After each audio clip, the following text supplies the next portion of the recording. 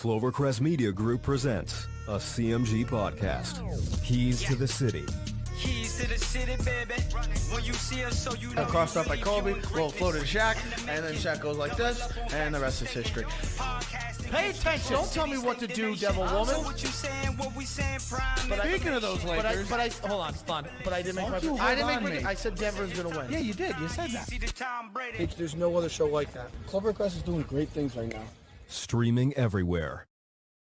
So, Jess, why did you become a realtor? I worked in various customer service jobs, so I wanted something a little bit more rewarding. Becoming a real estate agent, being able to help people find their forever homes or their investment homes, starter homes. It's very exciting, so a lot of fun. Now, you've gotten off to a really good start in your real estate career. What has been the most rewarding part of this for you so far? Helping people, especially like first-time home buyers, finding their first home. They're so excited. I'm so excited to help them. So it's a nice, rewarding part. What is it that you think makes you different than other real estate agents? I think that my various roles in customer service has helped me. So I like to ask a lot of questions and I want to know what I'm doing. So I think that helps a lot because I'm not going to steer people the wrong way. I'm going to make sure they have knowledgeable decisions and help them find the right home. Last thing I'm going to ask you is, and I know these are words that you live by, but the mantra at CTBD Realty is? People over paychecks, do the damn thing. And that's what we do.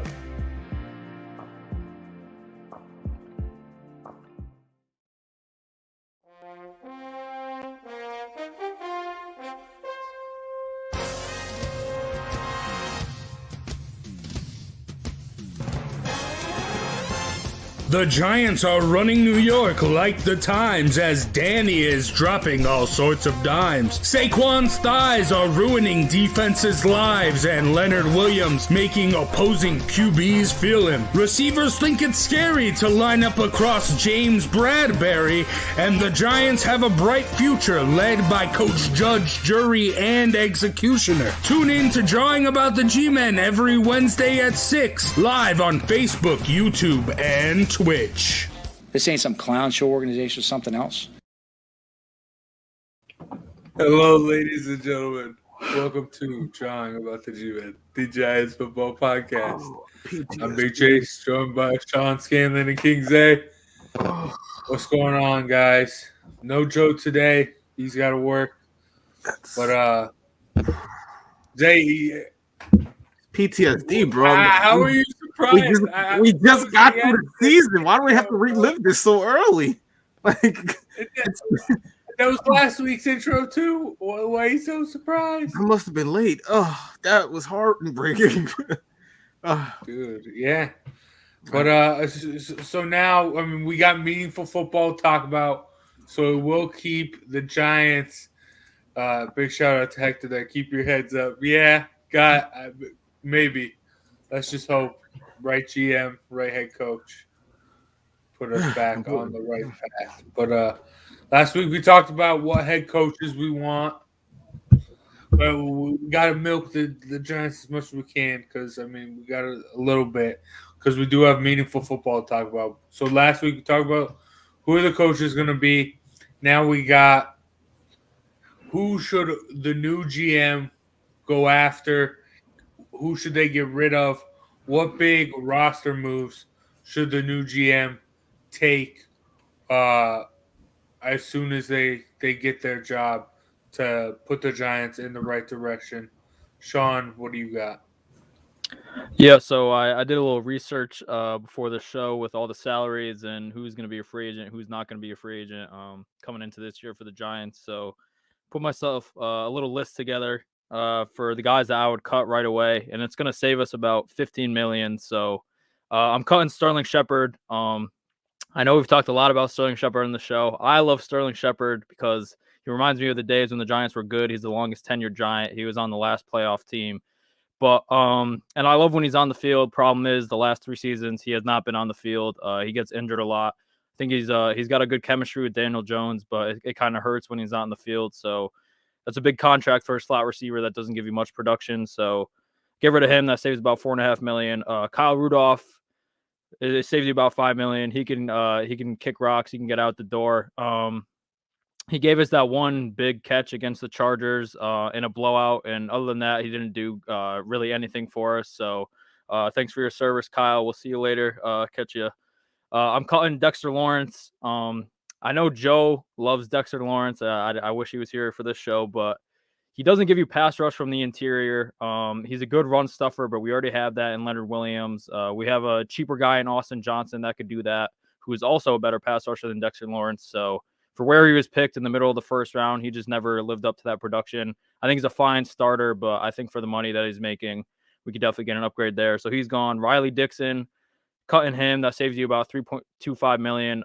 He was a terrible punter this year. Graham Gano did a good job with his leg, but Riley Dixon did not. And if you could save $3 million, I mean, that's a lot of money just to get rid of a punter. You could definitely find someone else to replace him for cheap as a punter. So he's gone. O'Shane Zimenez, I'm cutting. That saves you about a little over $1 million. Never panned out as a third-round pick. We have some good young pass rushers in Ojulari, Quincy Roche, Lorenzo Carter if we bring him back. So O'Shane Zimenez, I think he's got to go. And then I'm cutting Darius Slayton. He had a great rookie year, with the 8 touchdowns. He had a good chemistry with Daniel Jones. Ever since then, it's been all downhill, dropping passes left and right, giving you poor performances with only 1 or 2 catches per game. So that saves you about $1 million. So he's gone. Those are the cuts I would make. And then for the free agents coming up, I'd let Nate Solder walk. I think that's pretty self-explanatory. He might even retire at this point. Evan Ingram, another one. I mean, he has all the tools to be a great receiving tight end in this league. Just never came together as a Giant. So I think he has a chance with a good play caller to go on to another team and provide for them. But I don't see it happen in New York. Jabril Peppers, this one might come as a surprise, but I think we have some good young safeties. And obviously Xavier McKinney, Julian Love stepped up this year in a role at safety. And then we also have Logan Ryan, the veteran. So for a guy who's not great in coverage, I think he's a great he's great against the run as a safety. I think he could be more of like a linebacker, similar to a Landon Collins or a Jamal Adams type, but I don't want to bring him back for a huge contract, especially when he struggles in coverage. So that'd be the big surprise. Then Will Hernandez had a good rookie year, but after that, he's been terrible. The only thing he does good is getting guys' faces when there's a late hit or something on the quarterback. But most of the time, he's the one that gives up the sack, and then he gets in their face. So if you didn't give up the sack because you're terrible in pass coverage, you wouldn't have to get in the guy's face and act like a big tough guy. So Will Hernandez, I've had enough of him. He can go. And the only 2 free agents I would bring back from this team is Austin Johnson. Like I mentioned, you could bring him back for cheap. He's a good run stuffer, and he gives you some pass rush on third downs. And then Lorenzo Carter. I know a lot of people aren't big fans of Lorenzo Carter, but he really showed up at the end of the season this year. You can't get enough pass rushers, and, he was coming off a torn Achilles from last year. I think he finally picked it up when he got healthy. So I still see something in Zoe Carter. I wouldn't bring him back for a huge contract, obviously, but I think he could help in the pass rush department. So I know that was a lot to take in, but if I was general manager Sean Scanlon for the New York Giants, those are the moves I would make, and I hope it's kind of similar to that for whoever comes in, if it's Joe Shane, Ryan Poles, or Adam Peters. Those are the 3 finalists for the general manager candidacy. And I think they're going to be good picks. So I hope they take my advice, though. Yeah, I mean, I like all those moves for the most part. Zay, I mean, I know you agree with that Shep move, but what other moves would you like? I kind of agree with everything General Manager Sean said. Heck, Sean should probably throw his name in the General Manager candidacy, actually, the way he sounds. John Mara never asked, but I'm here if he wants me. I was impressed. That was impressive, my friend. That was impressive. I respect what you did there. But thank you. I think, like I said, I agree with everything Sean said. For me, I think it comes down more to whoever General Manager is, allowing him the freedom to do these things. I think there are great things. Like, I think there are quarterback targets we can go after. I think Jimmy G will be a great target to go after. I think Russell Wilson is still realistic, and I still would take a shot out in Deshaun Watson, even though everyone has their issues with him. He's still a great player. He's still very young. So there are tons of moves that can be made by this team. It's if Mr. Steve Tisch, John Mara is going to allow this guy to make these moves. We've seen the Giants be in these positions where they've had great cap and great, draft amount of draft picks, and make terrible moves. And I think a lot of that comes into John Mara and Tish adding in their 2 cents into the decisions. Because I don't think Daniel Jones was an actual decision solely made by the GM. I think that was also input from the Maras, knowing that connection to him being in the Manning camp and being, connected to the head coach down there, UNC, and all that other stuff with the Peyton Manning and whatnot. I think there was a lot of input there. I think if they can step aside and allow this new guy to do what he can do, I think that's when the real general manager will really have an advantage. But I don't really think it matters until they really step aside, honestly. Yeah, I mean, yeah, Sean, you talked about that a couple weeks ago. For you got after John Mara, like it's tough with so much. I mean, at the Giants, every couple of years, I feel like there's always that one pick. You're like, what are you doing? Like, what's going on? That makes you scratch your head. And Gettleman did get a lot of that blame, but also, yeah, Mara probably deserves a lot of that blame as well. So I agree with you, Zay, that the new GM needs to have these freedoms because it might be hard. You don't want to be the Cowboys, right? I mean, maybe.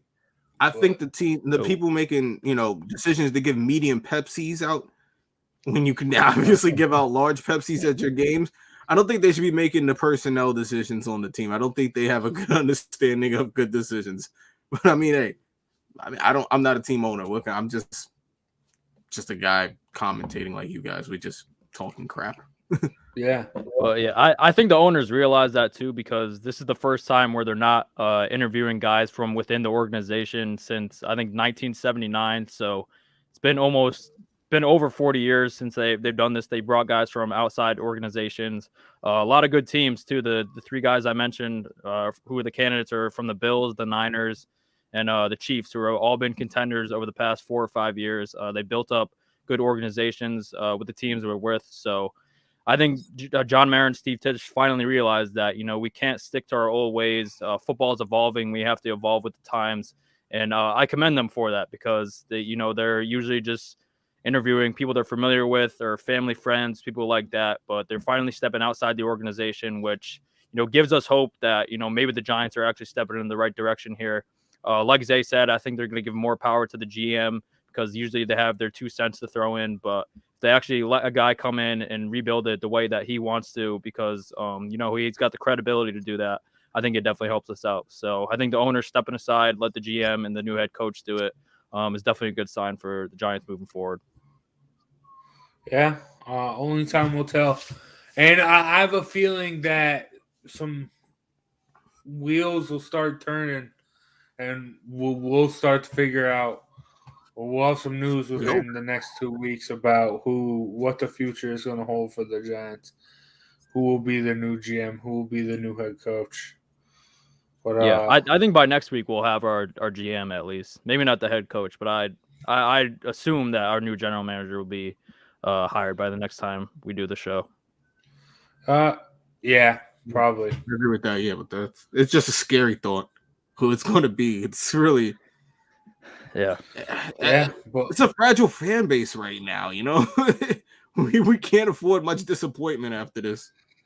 No, yeah, and also, I mean, there's like we just talked about. There's going to be a lot of movement as soon as whoever this new GM is, gets in the door. They're going to want everything done their way, and I wouldn't be surprised. I mean, Evan Ingram's gone. That Pro Bowl is ridiculous. I think Daniel Jones is gone too. I think that's why he was at the not right away. I think that's why he was at the Joe Judge going away party. Look, man, I'm telling you, if you're the next head coach and the next GM, you gotta understand my career is based on the results of this team. I'm not going to want to put it in the hands of the guy who was from the last regime, who I didn't pick. Daniel Jones isn't my guy. No, they're going to want to run with their guy. I just feel like whatever they want to do moving forward, they want to do it, with their guys. That way, if they lose on their own. Yeah. And I don't think Daniel Jones will be here. I'm sorry. I don't think he's that good. No, I don't necessarily disagree with that. But I think regardless, this next year is a rebuild year. There's no QB you're gonna want in the draft. I think the next GM is just gonna want to see what his head coach can do with what's out there. Rebuild.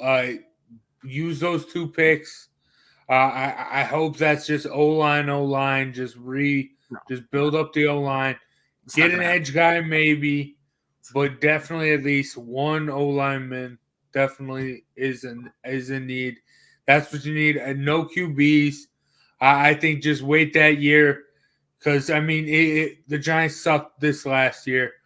With 2 first-round picks, is that really going to change them all that much next year? You're still going to have a high draft pick probably within top 10.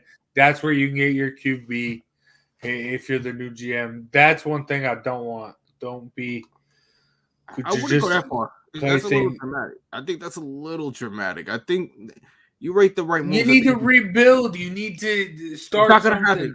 I keep telling you, this is New York. It's not going to happen. What's going to happen is going to be the quick fix, and that's what's just how you're going to love it. That's just no one is going to wait around for that. It's just not going to happen.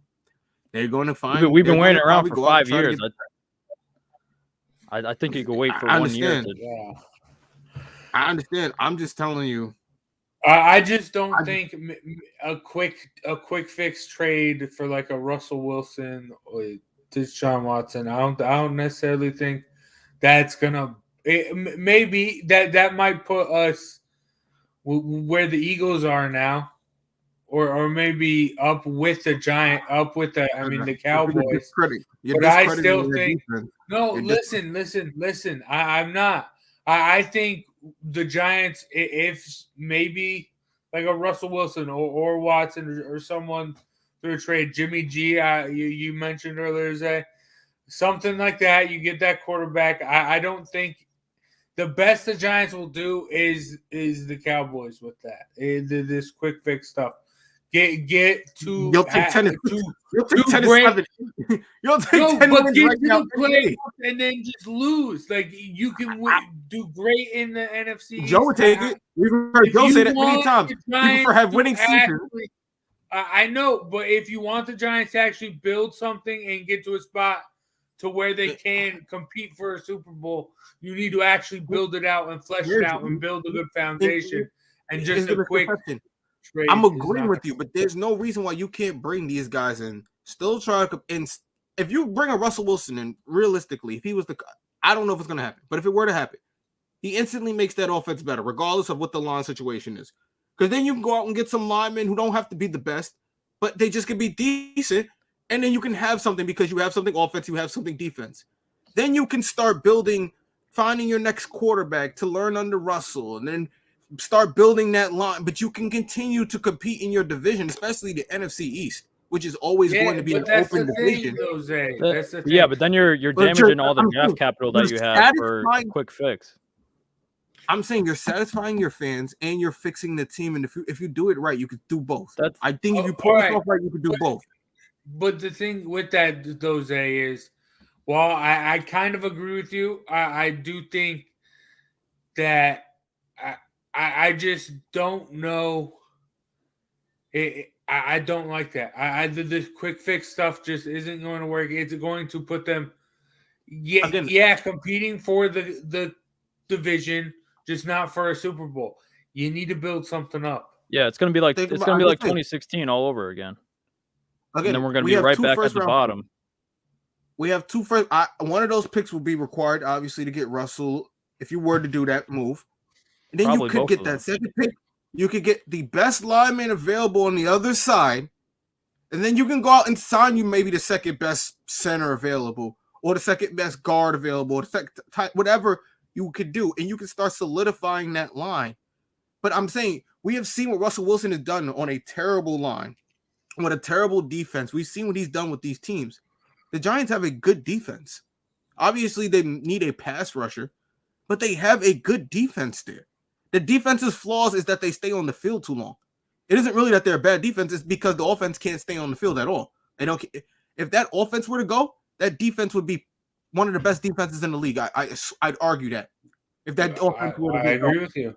I agree with that, but I think it could work. I'm just saying, if the next GM comes in and makes the right moves, he can accelerate this rebuild process and still satisfy the fans. I just think it could work both ways.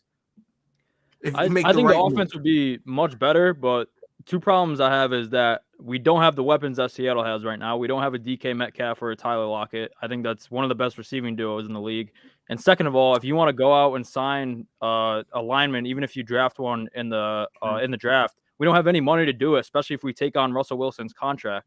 That's a huge contract that you have to take on. Even if you cut a bunch of guys, we still have no money to spend in free agency. And then we're stuck still with a bad interior O-line, even if you draft another tackle next to Andrew Thomas, and then we still don't have weapons. So Russell Wilson would definitely improve. You could restructure Bradbury. You could restructure Martinez. Not every player is willing to restructure their contract. So. Money. Again, Martinez coming off a huge injury, Bradbury coming off a subpar year. They will probably be willing to restructure than just be cut, especially not being the youngest of them all. And you know how this league is. The NFL, it's not for long. That's why these players restructure. They take vet minimums. You see this all the time. You could see them coming in and asking a Blake Martinez to restructure. Hey, you're coming off injury. You restructure, and you can go get a little free up some money. And again, you have Galladay. He has to eventually become the player we are paying him to be. If Russell Wilson can't turn him into that, then he needs to go. You're talking about bringing in a premier quarterback now to pair up with this receiver. He should have no reason he shouldn't get the ball. There should be no reason why he shouldn't get touchdowns now. You're talking about a premier receiver and a premier quarterback in the league. We're not talking about Daniel Jones anymore. No, the thing the only way that will work is, and it might maybe the Giants' big problem was just play calling, because that was the biggest problem, at least the past couple weeks. So if a new guy can come in, new head coach can come in, new play caller can come in, and get all the talent out of these guys, that's the only way it will work. If not, you're gonna have to build something, and I would, even though it's going to take longer, I would go with the more. I would just rebuild. That's what you got to do. But regardless, it's gonna take time. Look at the Bengals. Look what the Bengals did. After they lost Andy Dalton, look how fast that turnaround was.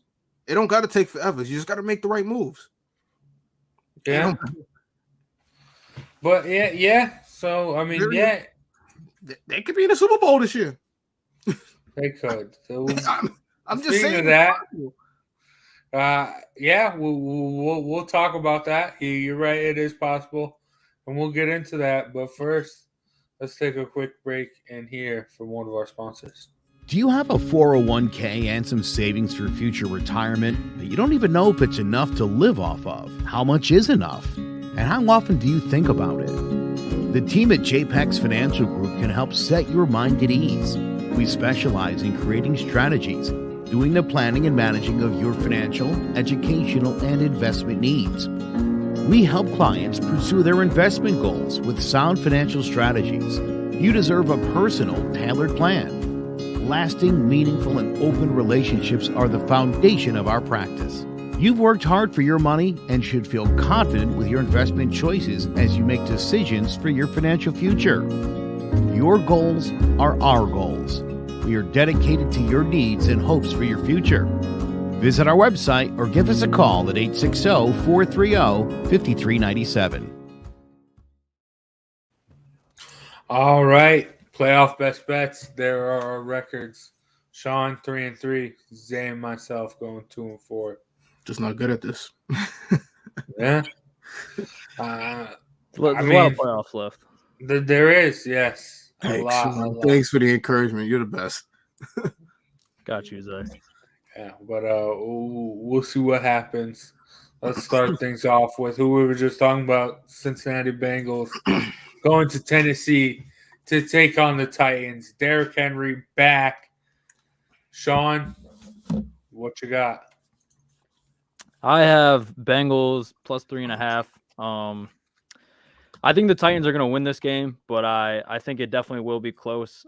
Derrick Henry coming back is huge for the Titans, and I don't think there's anyone in the Bengals defense that could stop A.J. Brown. That's what I worry about really for their defense. Their corners have been playing well all year, but having Eli Apple or Mike Hilton go up against A.J. Brown, I think will be a scary sight for them. And also, I think the Titans pass rush will take advantage of the Bengals' battle line. I think Harold Landry, Bud Dupree, Jeffrey Simmons, I think they'll get after Joe Burrow, give him not as much time to get the ball to his weapons. But the Bengals' offense is inevitable that they'll be scoring points. I mean, their offense is super dynamic, but I think the Titans will do just enough to win this game. But I think it will go right down to the wire. I could see the Titans winning by a field goal. So I have the Bengals just slightly covering that spread. But it could go either way, but I think the Titans will pull it off. Threading the needle there. But yeah, what you got, Zay? We already know I'm going with this. Bengals shock the world. Give me the Bengals +3. All right. Both you guys on the Bengals. I'm gonna go with what won me best bets during the regular season. I'm gonna go the over. I think. I knew you would. No, both these offenses really good, especially Titans with Derrick Henry back. They're going to get that run game going, make more plays for A.J. Brown. The Joe Burrow, Jamar Chase connection is going to be big. I think the pressure the Titans get on Joe Burrow will be big and what ultimately gives the Titans the edge in this game. But I'm going to go with the points. I think both these offenses are going to score and get in the end zone a couple times at least. And I think it's going to be like a 35-28 type game. I think it's going to be close. I don't know. I think it will be I like the Titans with the spread, but my best bet's going to be the over with the 47. But that's Saturday, the day game. Let's get into the night game. 49ers, Green Bay Packers. Zay, what's your best bet here? I want to tell you, there are two scary games this weekend. It's Destiny versus gods. Destiny versus football gods, and this is the first one. A team of Destiny and the 49ers. And on the other side of the Packers have a football god in Aaron Rodgers, who I'm just not betting against. So I'm going to take the Packers in this one. I know it's -6, and that's a lot with the way that San Fran defense has been playing. And the way I think Aaron Rodgers, like I said, man on a mission. So I'm going to take the Packers -6. Okay. All right. I thought I was going to be the only one to take that, but I'm 2 for 2 here, Zay. I'm with you. I got the Packers -6. I mean, the Packers, the Niners have had Aaron Rodgers' number in the playoffs over his career. I'm pretty sure he's 0-3 against them. The Niners' defense has been playing great, and they could slow down the game with their time of possession, with running the ball. But I think this Packers team is just better than years past. I think their defense is a lot better. I think Aaron Rodgers is on an FU tour this year. I think that he's heard all the noise about the NFC Championship losing in those games. So I think the Niners will keep it somewhat close. I think they'll lose by around 7 or 10. I don't think they're going to get blown out by any means, but I just think the Packers at home, they're 8-0 this year in Lambeau. So I think it's a tough place to play. And I think Aaron Rodgers gets it done with the way that offense has been clicking, and this defense is much improved in the past 2 years. So I agree with Zay. I like the Packers here. Yeah, I'm with all you guys. I'm with both you guys. I think the Packers cover. I think they get it done. Aaron Rodgers continue. Aaron Rodgers' big spot is going to be next week in the NFC Championship game. We know how he's struggled with that. I think he takes care of business here. Jimmy G also being banged up, I think is going to cause some issues. Also, the way he almost gave up that game to the Cowboys shows they're not an elite team. The Packers are. Aaron Rodgers is. And I think they get it done by the touchdown, by over a touchdown. But all right, now heading into Sunday slate, the other side of the NFC, the Los Angeles Rams going to Tampa Bay to take on the Buccaneers. Sean, what you got? I said last week my best bet was the Niners game +3, and that one hit. So I'm gonna make it 2 weeks in a row here. Another +3.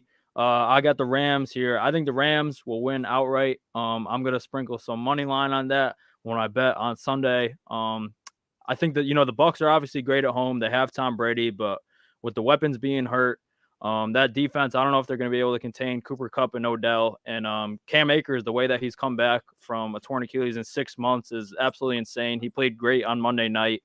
And Matthew Stafford, I think he can keep it rolling here. It took him obviously a long time to get that first playoff win. And I think once he got that, he's going to be hungry for that second playoff win. So, and these teams played earlier in the season. The Rams won by a lot. Obviously, it was in LA, but I think they keep it rolling here. I think it'll be a very close win. But I do have the Rams winning this one, so I'm going to take them +3.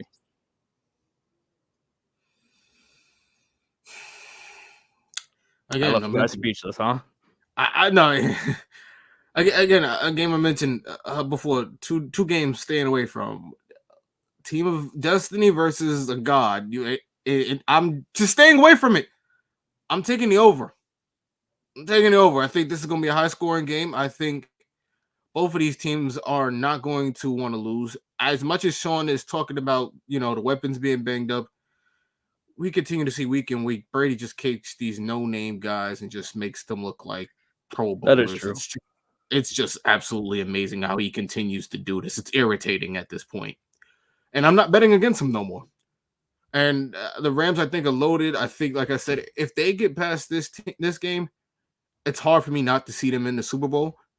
So I'm just going to stay away from this, and I'm just take the over. Like I said, it's going to come down to the wire here. Both these teams do not want to lose.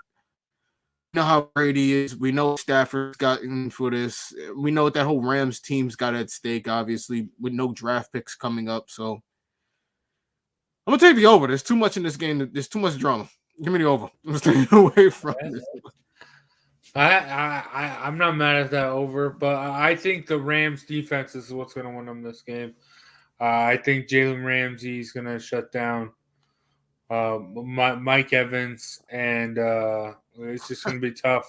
Have you seen the way he's been playing lately? I mean, we'll see. I think it's going to be a great game, but like I said last week, I had the winner of the Arizona Cardinals Rams game going to the Super Bowl. I thought the Cardinals were going to win, but no, the Rams did. I think that defense and Matt Stafford's just good enough to overcome, to do what he has to do offensively to get them to where they need to be. Tom Brady's great. He is the GOAT, but they're just too banged up. And he's going up against the Rams with Sean McVay, where he doesn't have Bill Belichick's defense to stop Sean McVay like they did in that Super Bowl. So I think this is going to be I do think the Rams are going to be able to put up points. I do think Tom Brady and the Bucs will be able to get in the end zone as well. So that's why I like the over there, Zay. But yeah, I'm going to go the Rams. I think the Rams are going to the Super Bowl. So I'm going to go the Rams as dogs. But the other game last week, I said, where the winner will go to the Super Bowl, is also an underdog as the Buffalo Bills go to the Chiefs. And I'm sticking with it. Give me the Bills. This is going to be great. Josh Allen versus Patrick Mahomes. But give me the Bills. Give me that defense. I think Micah Hyde is going to pick off Patrick Mahomes. Might even be twice. I think at least once. And I think Josh Allen's just going to play mistake free. The run game's going to be questionable. I don't see any team running the football necessarily all that well, but I do think Josh Allen will outplay Patrick Mahomes and lead the Bills to the AFC Championship. Zay? I'm taking the Bills on this one, surprisingly. Surprise. I'm taking the Bills. New York. Nah. I'm taking the Bills. Honestly, I agree with you with everything you say. I think Pat Mahomes, all that holding the ball too long, trying to do the fancy stuff, is actually going to catch up to him this week. And that Bills defense has been looking ridiculous. They just They looked unstoppable last week. It really got bad, especially after making a pick against the Bills. I kind of felt silly doing that now after watching that. So I'm going to take the Bills here. I said before, I don't think Kansas City is what they were before. I think they caught a spark of lightning, but I think that's all going to end now. So give me the Bills here. All right, Sean. Yeah, Zay mentioned stay away games this weekend. This is the stay away game for me. I don't have a great read on it either way, so I'm taking the over. 54.5. It's a big number, but Bills Chiefs. What other game is more perfect to take an over than this one? Even if the total was 70, I still might even smash the over. I want to see points in this game, and I think there will be a lot of it, especially with the two great quarterbacks in this game. So I'm just going to be rooting for the points in this one because both teams could easily make it to the Super Bowl. Both teams could easily win the Super Bowl, I think, this year. So it's going to be a great matchup. It's a shame that one of them has to lose in the divisional round, but it's going to happen. So, I'm rooting for the points in this one, over 54.5. I love it. Even though that's a big number. I mean, both these teams could easily break 30. It could easily turn into a shootout. I hope we see a 31-30 great game to finish off a divisional weekend. Yeah, and then get into some real big games next week. NFC and AFC championships should be interesting. But and hopefully we'll have a new GM to talk about for the Giants next week. Maybe, but otherwise, we still haven't heard from Joe since the Giants. Oh yeah, have fired everyone. So there's still somewhere a ticking time bomb out there, just waiting to unleash his frustrations. Yeah, when he comes back, we're gonna have to start the show with just a Joe segment and just let him air it out. Let him do his Joe thing, his 20-minute Joe thing he does. Yeah.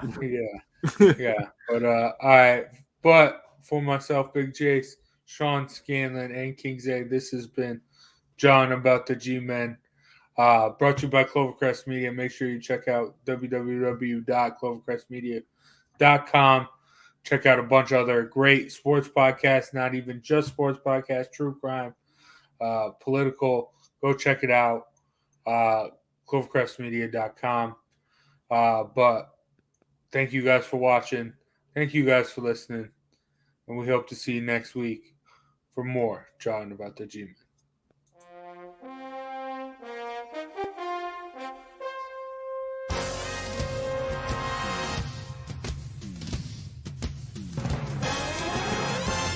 The Giants are running New York like the times as Danny is dropping all sorts of dimes. Saquon's thighs are ruining defenses' lives and Leonard Williams making opposing QBs feel him. Receivers think it's scary to line up across James Bradbury, and the Giants have a bright future led by Coach Judge, Jury, and Executioner. Tune in to Drawing About the G-Men every Wednesday at 6, live on Facebook, YouTube, and Twitch. This ain't some clown show organization or something else. Hello, my name is Joe Aguirre. I'm the president of Clovercrest Media Group. And here at CMG, we have a wide variety of podcasts, including sports shows like Keys to the City, The Roll Call, Throwing Jabs, All Four Downs, and Jawing About the G-Men. And great true crime shows like Sticky Week, Crimes and Consequences, Ivy League Murders, and Bird, the unsolved murder of David Eichmann. You can find all these podcasts and so much more by visiting Clovercrest Media.